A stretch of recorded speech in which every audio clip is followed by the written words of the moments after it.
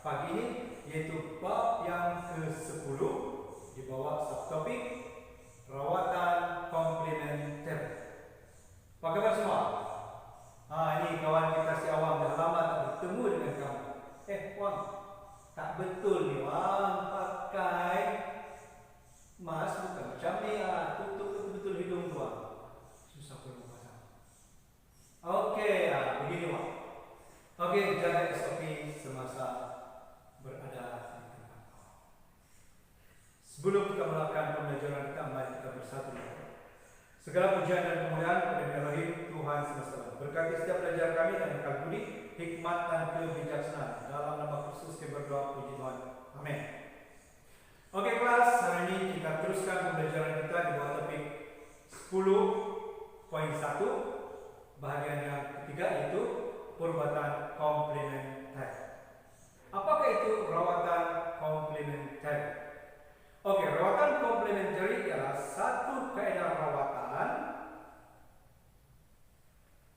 Perbuatan komplementer adalah satu kaedah rawatan perbuatan secara praktik merujuk pada pelbagai kaedah dalam penjagaan kesihatan yang berasal daripada pelbagai bentuk budaya sejak zaman berzaman.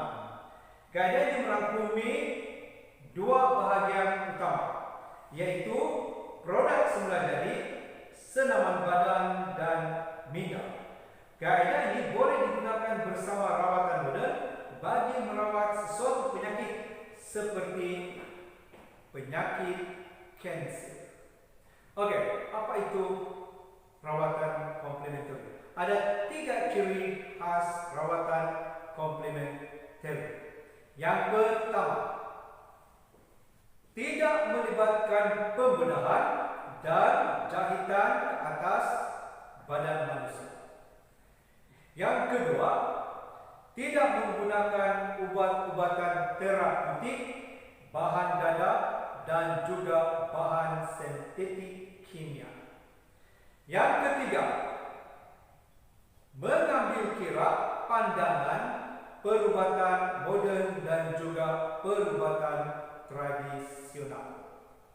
Apakah contoh rawatan komplementer? Yang pertama, teknik akupuntur. Teknik akupuntur ini satu kaedah rawatan yang sangat popular di kalangan tabib-tabib Cina. Yang mana, ini contoh, jarum yang telah disteril dimasukkan ke dalam kulit melalui titik-titik tertentu yang dipanggil titik acupuncture. Okey, dimasukkan ke dalam kulit individu dan ditekan secara perlahan, dimasukkan secara perlahan-lahan dan lembut. Hal ini dapat merangsang sistem saraf untuk melegakan kesakitan. Okey, yang kedua, yaitu kiropraktik. Kiropraktik adalah satu kaedah rawatan yang tidak menggunakan bahan perubatan sintetik, tetapi menggunakan kemahiran kiropraktik untuk membetulkan semula kedudukan tulang pada badan pesakit. Okey, contohnya, seandainya orang ini mengalami masalah kaki terseliu, seorang ahli kiropraktik akan menggunakan tangannya untuk membetulkan kedudukan tulang tersebut. Sebagai contoh, ini, tolak macam ni, tarik, okey. Hanya orang yang mahir boleh melakukan perkara ini, jangan buat sendiri. Okey, dan ia digunakan untuk merawat masalah sakit pada bahagian belakang. Belakangnya ni, dia akan terbetulkan. Contoh dia, kalau ada sakit belakang, contoh kelas, akan tekan macam ni. Ini kemahiran seorang ahli kiropraktik. Dan kalau itu sakit bahagian leher, ini contoh. Okey, itu adalah kaedah kiropraktik. Okey, yang ketiga, urutan tradisional. Apa itu urutan tradisional? Urutan tradisional ialah satu kaedah memanipulasikan di seluruh badan menggunakan tangan, jari, dan pelumbuk. Kaedah ini digunakan untuk melegakan kesakitan pada bahagian badan, pada bahagian belakang, keletihan dan ketegangan otot serta masalah urat saraf. Sebagai contoh, ada orang menggunakan jarinya, dia akan urut. Kalau bahagian kaki sakit, dia guna kemahiran jari untuk mengurut masalah kecederaan, sakit lutut. Ini contoh orang mengurut. Ada juga menggunakan pelumbuk. Ada juga saya guna di sini. Ini adalah contoh-contoh teknik rawatan kaedah mengurut. Yang keempat yaitu kaedah homeopati. Apa itu kaedah homeopati? Ubat yang sesuai diberikan pada pesakit berdasarkan gejala yang ditunjukkan atau dimaklumkan oleh pesakit seperti demam, rasa sakit atau batuk.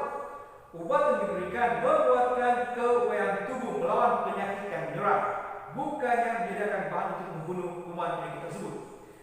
Maksudnya adalah kaedah homeopati ini bukan untuk membunuh kuman, tetapi untuk mempersiapkan diri pesakit melawan penyakit tertentu. Mempersiapkan diri pesakit untuk melawan penyakit tertentu. Dia tidak membunuh kuman. Yang kelima, terapi herba. Apa itu terapi herba? Terapi herba menggunakan tumbuhan atau bahagian tumbuhan yang memiliki khasiat untuk mengobati penyakit. Penggunaan herba lebih diyakini oleh orang ramai karena sumber semula jadi yang tidak mendatangkan kesan sampingan dan tidak mengandungi kandungan dalam yang memudaratkan kesehatan. Kelas ini adalah contoh tumbuhan herba yang digunakan dalam terapi. 5 huruf adalah contoh herba yang dicampurkan di dalam terapi herba. Ini contoh daun, dipanggil daun pawan. Ini contoh herba-herba yang digunakan dalam terapi herba.